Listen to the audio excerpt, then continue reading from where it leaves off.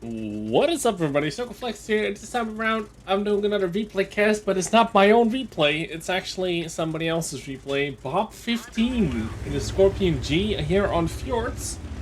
And he's actually running no premium rounds, 2 HE, stock, fire extinguisher, and binos and camo net.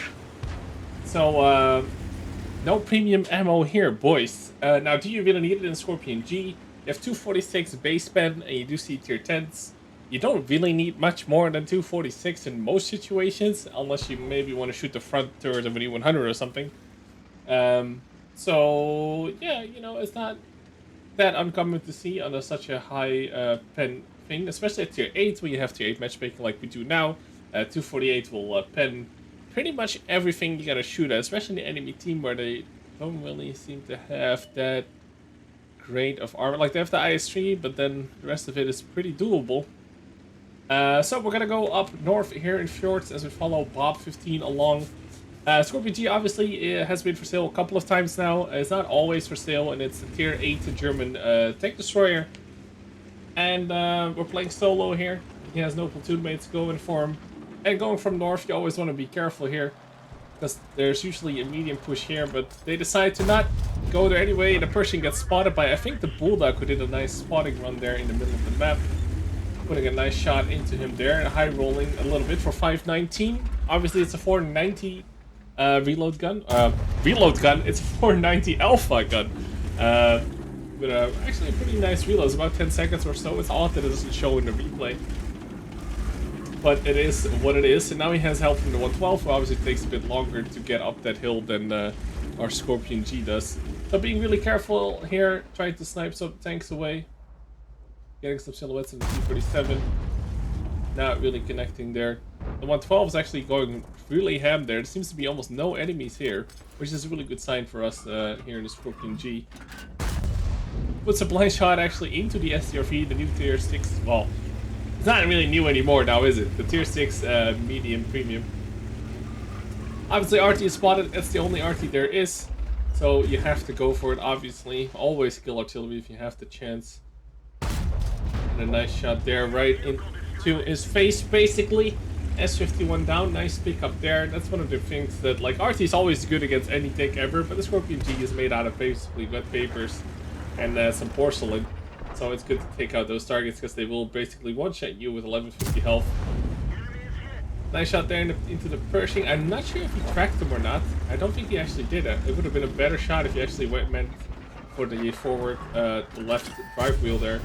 But it doesn't matter. The Pershing seems to be a little bit oblivious as to what to shoot at, because he has an IS and a crumble in front of him. SU here, also a dangerous target. Is if he has the derp gun, he will be able to pen the Skorpion G here as well. Sets up nicely, puts in a nice shot. Low rolls, unfortunately, doesn't pick up the kill.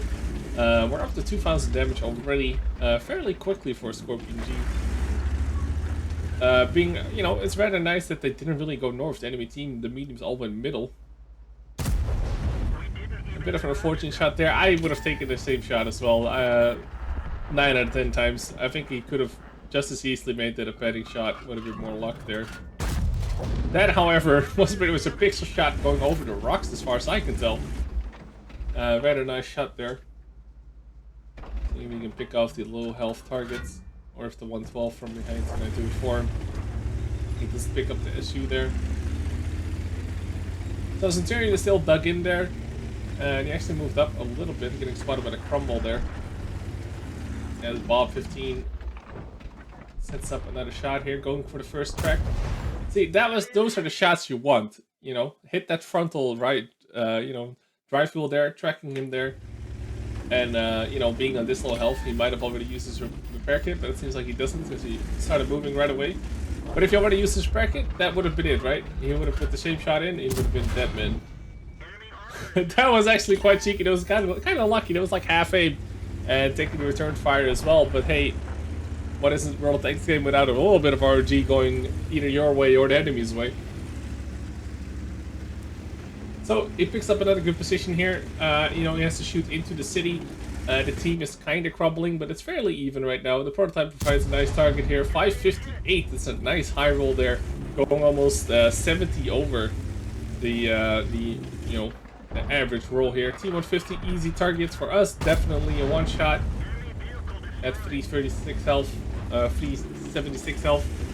So now we have a 30 in the base, who I believe is actually AFK. There's an E25 in the base camping spot that almost everybody always is, and there's a RT behind them in the spot that RT is basically always is, and the 112 actually did not cap, which is good.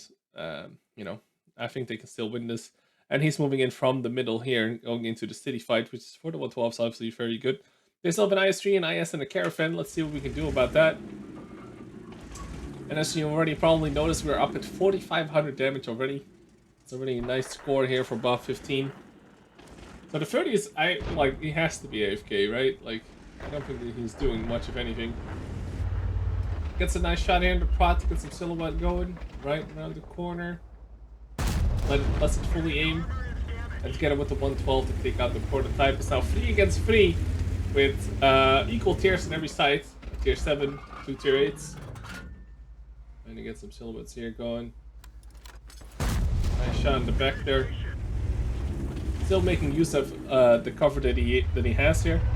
It's always good to see. IS-3 is being kind of passively staying in the base. And now you have to be careful because the E25 died and the artillery died as well, obviously. I actually went for the IS there, and I think he managed. He actually hit the Caravan there, but he's definitely aiming for the IS. Now he has to be careful because he's gonna get spotted by the IS-3, and these people will have, like, if they have shots, if you have shots at them, they will have shots on you. They have to be careful here. And I think he actually should have waited with shooting here and should have gotten into the bushes to the left. But it is what it is. Nice shot there on the Caravan. I think that probably connected. As we already we're reaching 6,000 damage now. And the 112 is still relatively healthy. He's on 1,000 health. But without Bob 15's help here, he's not going to be able to do it on his own, I don't think. That's a kind of a poorly aimed shot there. Like, the IS-3 was obviously just going for the 112. He wasn't even looking at you. You might as well fully aim those shots, right? You might as well take a little bit of time. There's no houses here. So that's a little bit poor. Kind of a snapshot. You also don't know where the Caravan is. And now you alerted him of your presence. IS-3. Good old IS-3 snapshots in return there. Now the Caravan also puts a shot into him. So what I would have done here is aim longer at that shot, which would make the IS-3 a one-shot for the 112. And maybe try to take up a position here. You can actually get up there and use double bushes. But he manages to finish off the IS-3 now. Now it's a 2-on-2 again. We're on 6 kills and over 6,000 damage done in a tier 8 game, where the health pools are not, that great. And a lot of tier 7s and 6s. 112 just goes in to kill the IS. He does take return fire. And now it's only the Caravan left between them. And he shows the side to Bob 15. And that's an easy shot right there. Nice little gamer here, the Skorpion G. Definitely carrying the game, putting out like over 6,000 damage, reaching I think 7,000 damage there. But a very good replay. Good to see here by Bob 15. So yeah, we should probably take a look at the post-game stats here. Let's take a look if I can find it. Let's see. I swear I had it open. So yeah, here it is. Bob 15. And there we go. So it's obviously a victory for us. Bob 15, he played this like yesterday. And what's funny actually to see, and I don't see this too much, he wasn't using premium at all. He was also not using premium consumables, and he also wasn't using any premium shells. So he still made 75k. The shells in the Scorpion are actually relatively expensive, but he did shoot 22 times. And the Caravan shot definitely connected. He had another blind shot in there. He did over 7,000 damage, 7,411. Carrying his ass off, basically almost getting 1,600 basic XP here.